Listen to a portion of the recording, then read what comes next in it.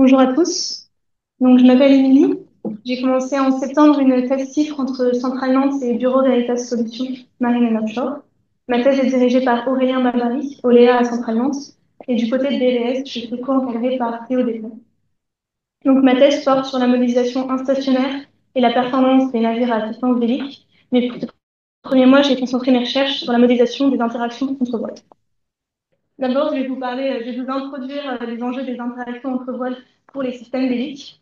Ensuite, je présenterai les méthodes de modélisation qui ont été développées à Centralement, que j'ai utilisées, avant de vous présenter les premiers résultats d'une étude où on a cherché à déterminer quel nombre optimal de voiles il pourrait y avoir sur un navire générique quand on prenait en compte ces interactions.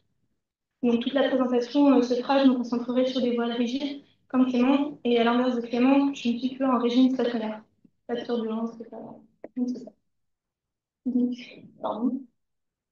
Alors d'abord, un ou des propulseurs hélices. Donc à gauche, vous pouvez voir des images du Bureau Veritas qui vous présentent différentes technologies. Donc des rotors, des voiles souples, des voiles rigides et des voiles à aspiration. Toutes ces technologies, leur point commun, c'est qu'on peut en installer plus qu'une sur le pont du navire. Et donc à partir du moment où il y en a plus qu'une, il y a des interactions entre elles. Donc, vous voyez ici un graphe pareil de données du Bureau Veritas où on peut voir le nombre de navires en fonction du nombre de vols, donc pour des navires opérationnels, en projet proche ou en projet plus lointain. La première chose qu'on voit sur ce graphe, c'est que pour les navires opérationnels qui sont en noir, une majorité des navires a déjà plus qu'une vol par système, enfin, par navire.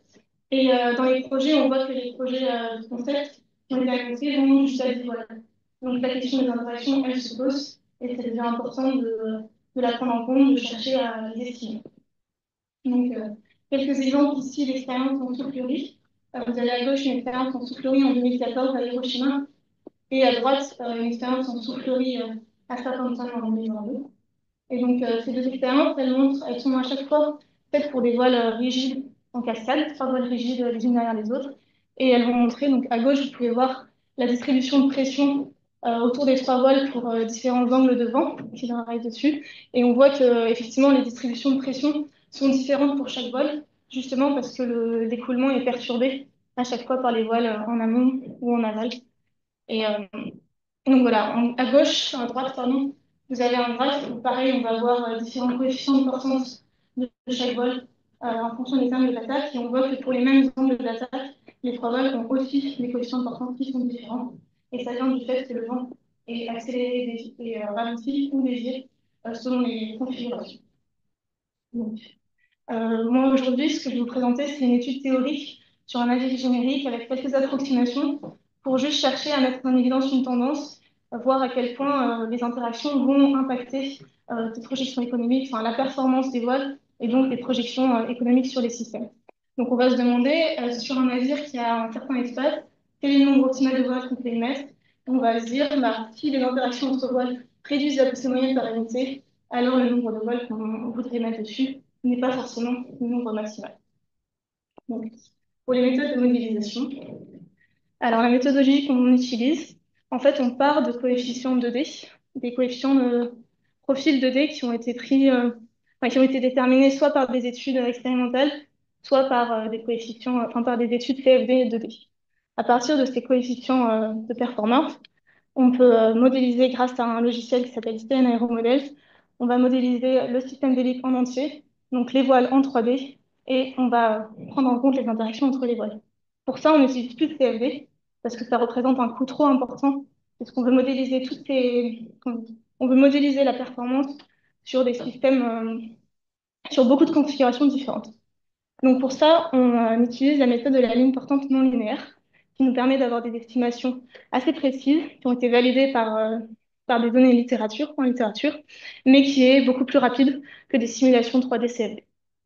Une fois qu'on a notre polaire de performance du système bélique dans son ensemble, on va regarder des conditions de vent. Donc on va regarder les conditions de vent qui sont données par l'OMI. On a l'OMI en 2021.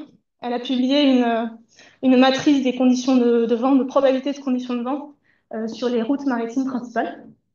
Et c'est ces probabilités qu'on regarde, et en fait on vient pondérer notre polaire de performance du système bélique par toutes ces probabilités de conditions de vent afin d'arriver à la fin à une estimation des économies de carburant réalisées donc soit en termes de poussée moyenne donnée par le système délique, soit en termes économiques.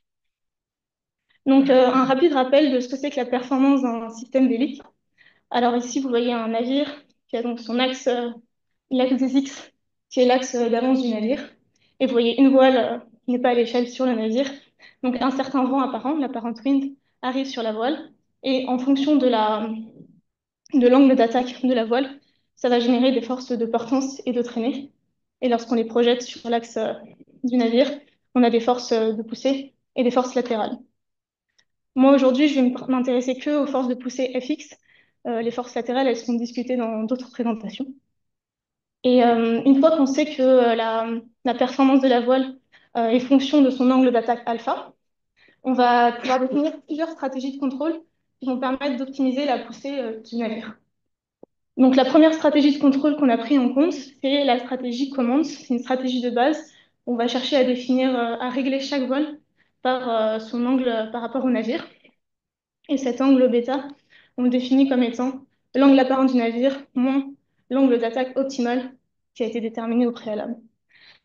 Le problème avec cette stratégie, c'est qu'en fait, on prend en compte que le vent apparent en amont du navire.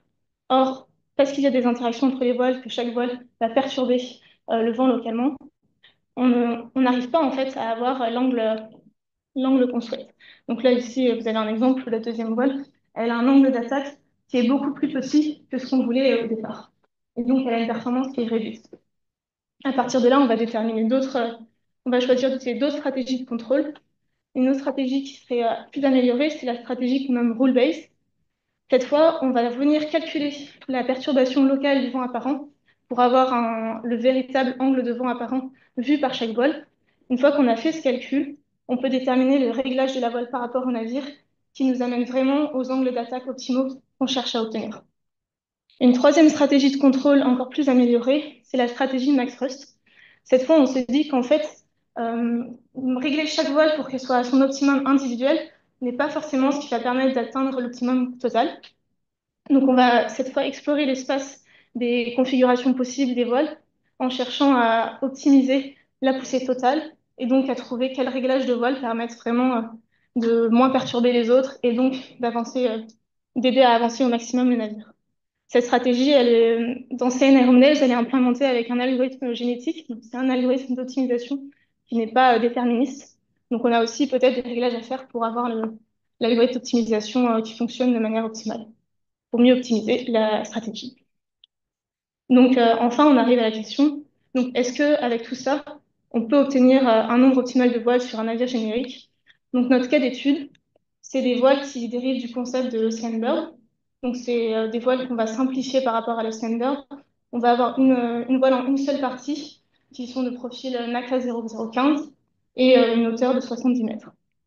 Les coefficients 2D qu'on utilise pour ce profil, ils proviennent d'X-Foil et de simulations CLV.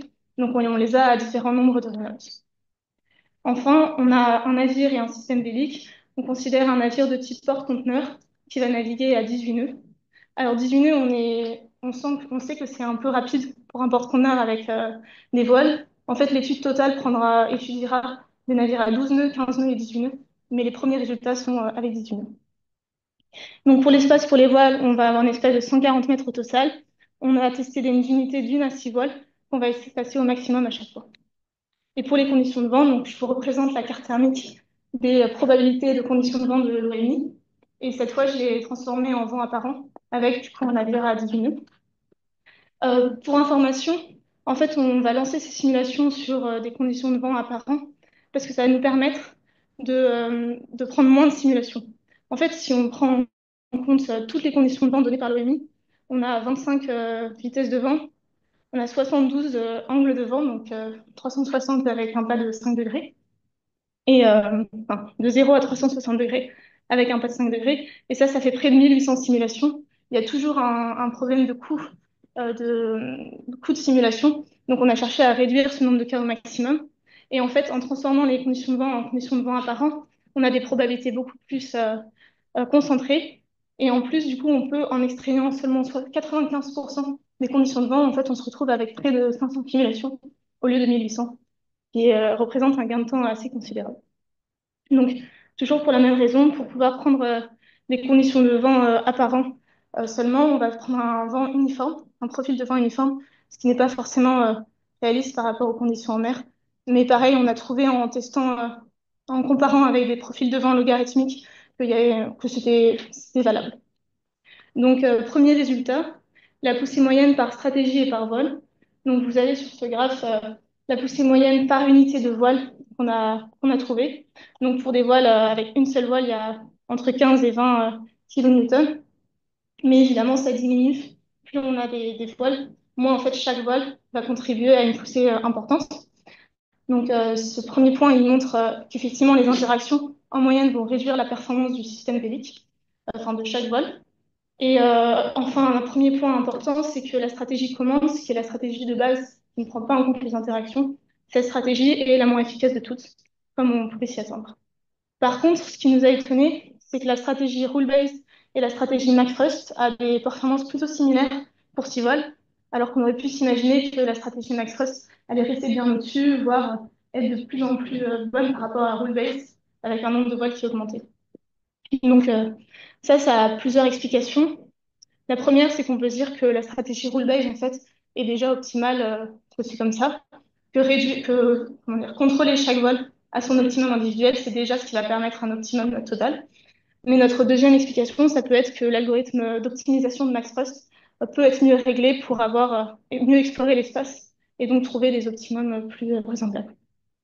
Ensuite, on a voulu pousser l'étude un peu plus loin pour avoir des données économiques.